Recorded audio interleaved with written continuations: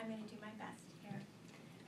My name is Rachel Murphy, and I have 2 children with asthma, William, age 3, and Mia, age 6. I will speak mostly about Mia, as she has a more severe case of asthma, and I have more experience with her disease. Mia has moderate intermittent asthma cough variant. This means that she gets into coughing fits that can go on for hours. When she is very sick, she wheezes. She takes daily medications to control her asthma and high doses of steroids when she is going through a flare-up. During a major flare-up, a 5-day course of steroids can relieve Mia's symptoms. This is usually our last resort, as it causes nightmares, angry outbursts, and tears. Mia is old enough now to dread these courses of steroids. They are amazing drugs. They really are. And it's just when I think that there's nothing we can do, she takes one of these steroids and she starts to get better. But the cost to her is huge. She calls these steroids the crying medicine, because when she's on them, she can't stop crying. And she'll say, I don't know why. I don't know why I can't stop crying. A normal cold, which for many other children may last for only a few days, can cause a flare-up for Mia that can last for weeks. If I were to sum up how it feels to parent a child with asthma, I would say it can be very, very scary. Your children rely on you to keep them safe, and I can't always keep Mia safe from triggers, and I can't always control her flare-ups as quickly as we would all like. For Mia, her asthma can be exhausting. She is up many nights, coughing through the night, and sometimes making midnight trips to the emergency room. Recently, she had an attack that went on for an hour. She was in a coughing fit, and she was gasping between coughs.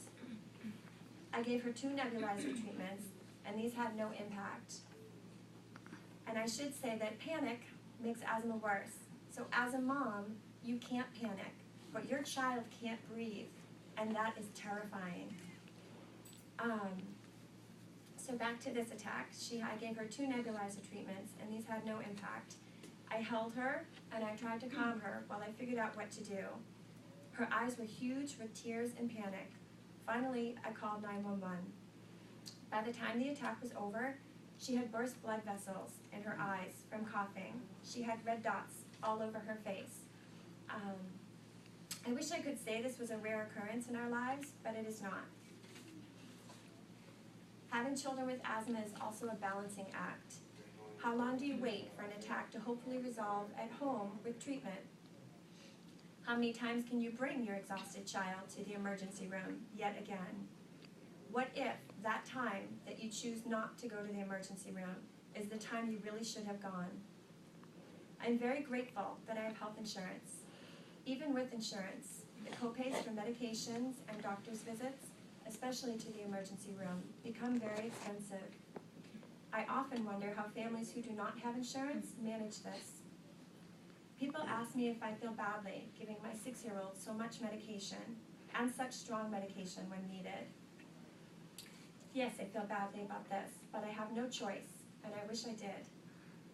Our journey with William's asthma has just begun, and I'm hoping his will be less severe. Mia's asthma peaked at age 3, so for William, it is a waiting game.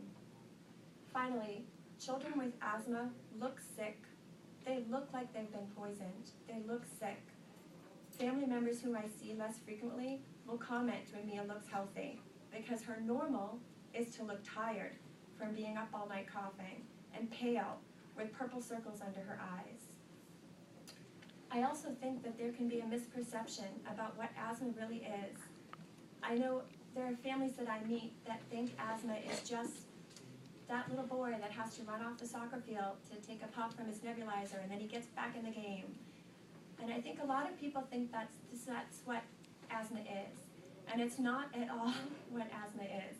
And I think unless you see a child having a massive asthma attack, it's hard to know what it really is.